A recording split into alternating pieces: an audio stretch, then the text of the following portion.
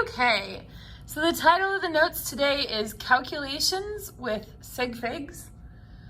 And our essential question for today is, how do I maintain the precision in my measurement during calculations by using Sig Figs?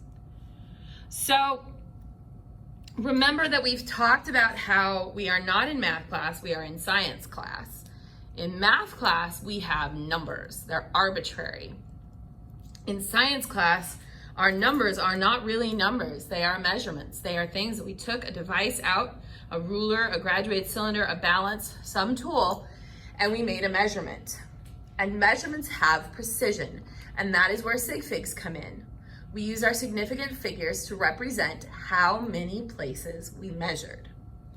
So today, we need to talk about what happens to those numbers when we need to do a calculation with them. How do we make sure that we are maintaining our precision of our measurement, communicating how precise our number is?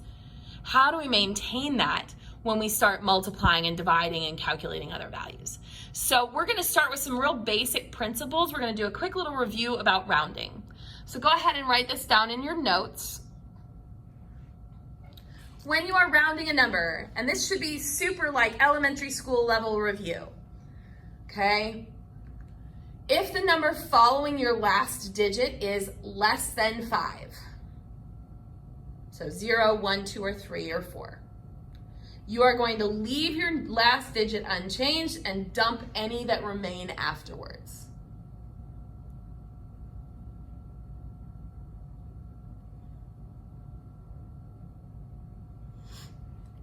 But if it is 5 or more, and I love elementary school teachers because every time I say 5 or more, somebody pops up with raise the score or add 1 more, because elementary school teachers are amazing. That's exactly what we do though, so it works.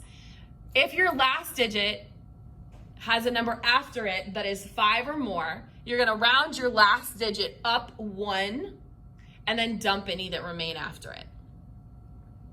Now the only thing here that gets tricky is if our last digit is a 9, and so if we round that up 1, it becomes a 10.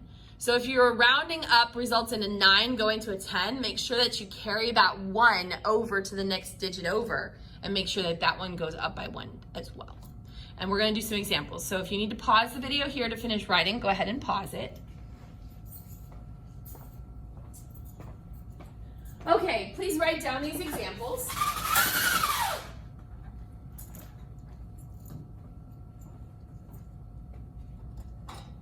Okay, so we are going to take each of these numbers and we are going to round them to the hundredths place. Okay, hundredths would be the second digit after the decimal. So in this first number it would be here, in the second number it would be here, and in this third number it would be here. So to do this, let's looking at our first digit. We have a 6 followed by a 3. That 3 is less than 5, so we can simply dump all of this and my number becomes 1.56. Okay? In this second digit, my last number is the 3. The number after that is 5 or more, so we're going to raise the 3 up to a 4, dump the rest, and this becomes 8.44. Now this last one is a bugger.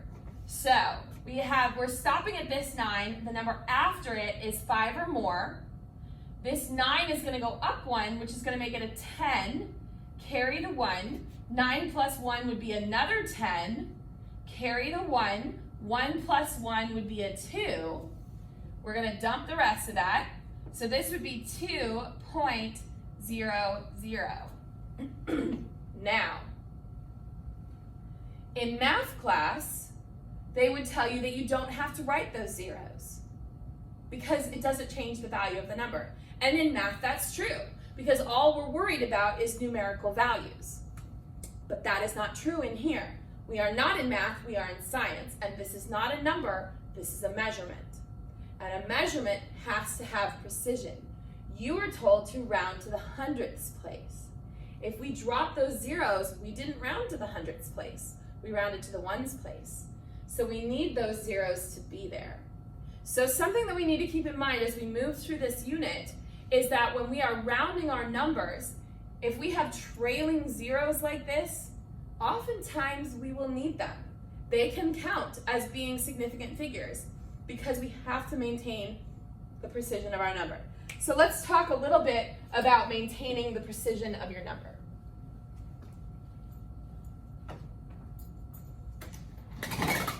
Now, in this class, all we are going to be doing is multiplying and dividing. That's it. I just want to make you aware there is a different rule for adding and subtracting. And if we were going to be doing adding and subtracting, I would teach you that rule. But since all we are really going to do in our class is multiply and divide, I'm just going to teach you the Sig Fig rules for multiplying and dividing. So here's the thing. When we do a calculation that involves measurements, not just numbers, but measurements, the precision of our measurements must be maintained. There is a huge difference between estimating 100 milliliters with a beaker and measuring exactly 100 milliliters in a graduated cylinder. Huge difference.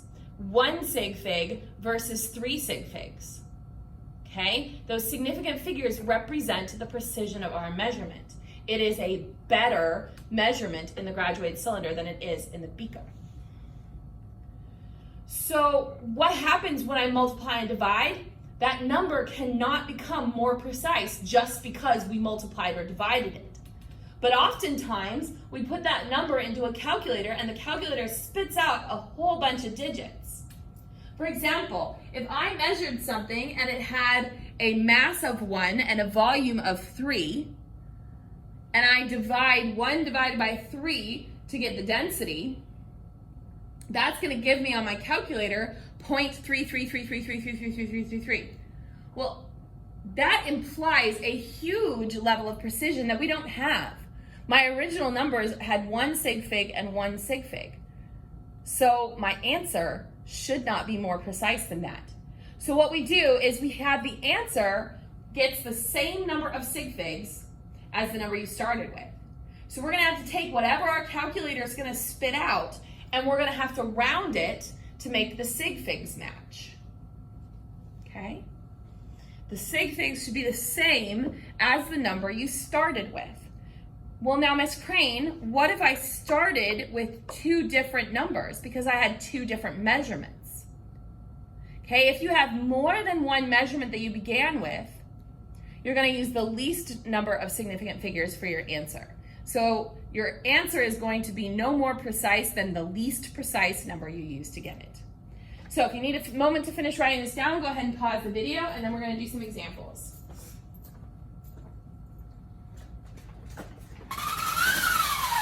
So go ahead and write these examples down in your notes.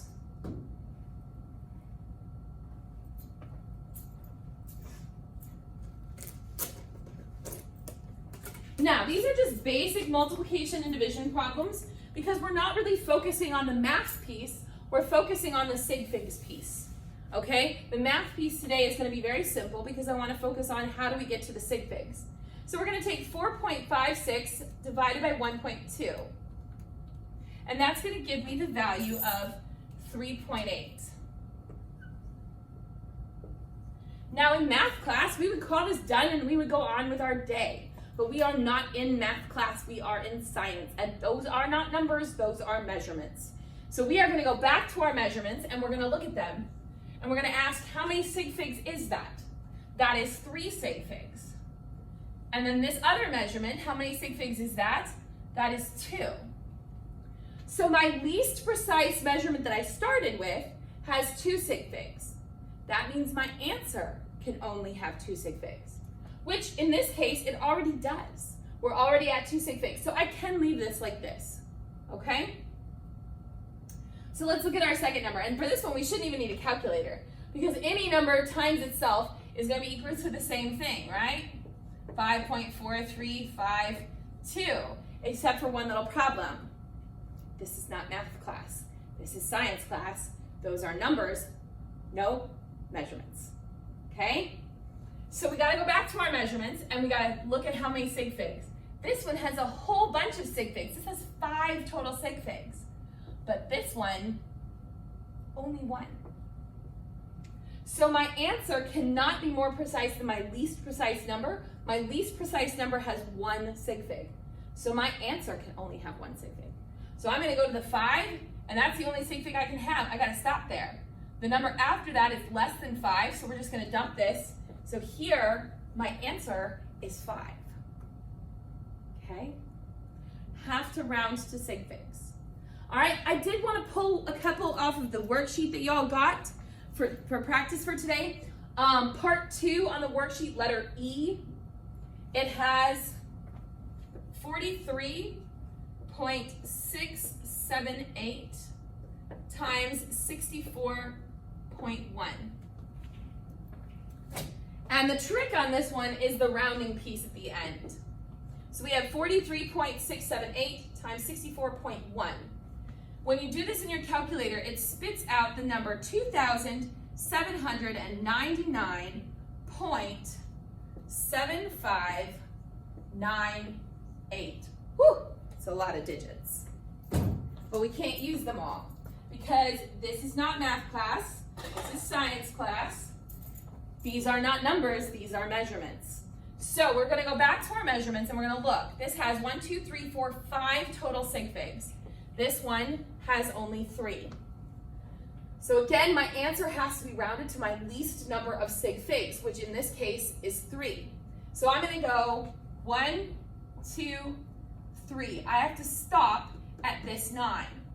The number after it is 5 or more, so we raise our score. This 9 becomes a 10, carry the 1, the 7 becomes an 8, so we get the number 280.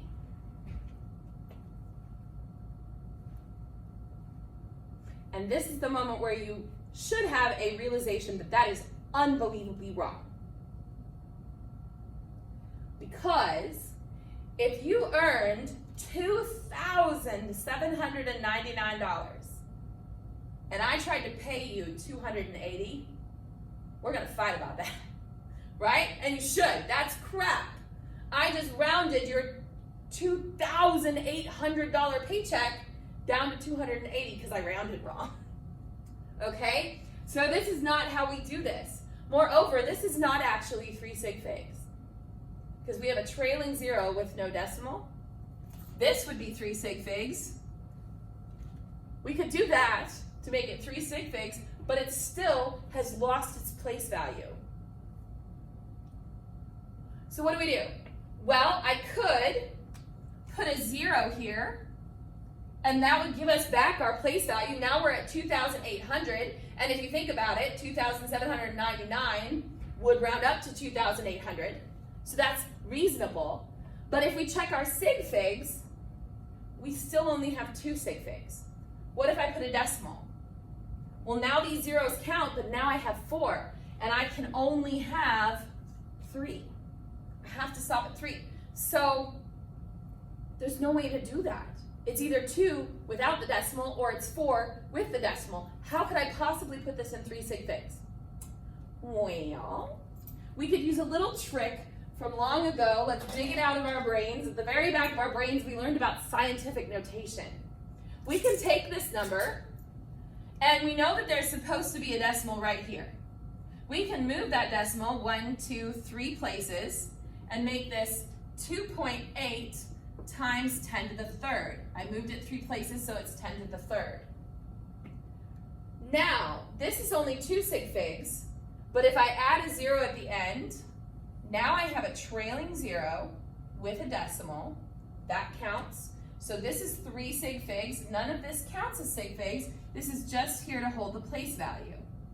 So this is how we would round a number such as this to get the correct number of sig figs. We'd have to put it in scientific notation.